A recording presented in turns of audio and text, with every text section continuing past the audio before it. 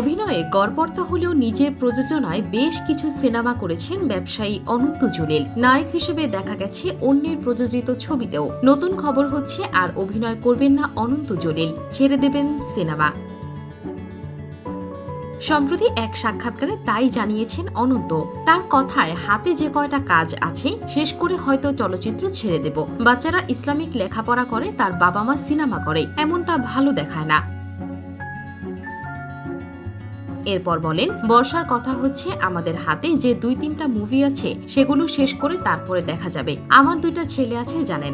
বড় ছেলে এখন 8 পারা কোরআনের হাফেজ আলহামদুলিল্লাহ। ছোট ছেলেও কোরআন রিডিং খতম করেছে, দ্বিতীয়বার পড়ছে। ওদের একজনের 7.5 বছর, আরেকজনের 10.5 বছর। যখন বর্ষা প্রথম প্রেগনেন্ট হয় তখনই আমরা নিয়ত করি আমাদের ছেলেকে আমরা মুফতি বানাবো, একটা সময়ে মদিনাতে পড়াশোনা করাবো।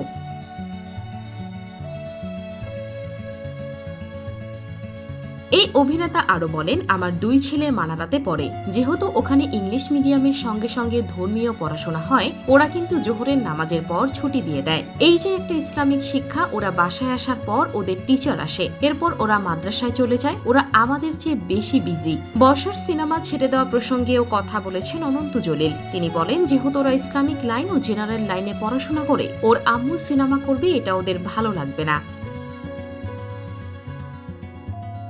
সবশেষ অনন্ত জলিলকে দেখা গেছে কিল হিম সিনেমায়। মুক্তির অপেক্ষায় নেত্রী দ্য লিডার ছবি। তুরস্কের সঙ্গে যৌথ প্রযোজনায় নির্মিত হয়েছে ছবিটি। পরিচালনা করেছেন দক্ষিণ ভারতীয় নির্মাতা উপেন্দ্র মাধব ও অনন্ত জলিল। এতে দেশের অভিনয় শিল্পীদের পাশাপাশি অভিনয় করেছেন বলিউড ও তুরস্কের অভিনয় শিল্পীরা। তাদের মধ্যে কবির দুহান সিং, তরুণ অরোরা ও প্রদীপ রাওয়াত, ইলিয়াস কাঞ্চন, কাজী হায়াত উল্লেখযোগ্য।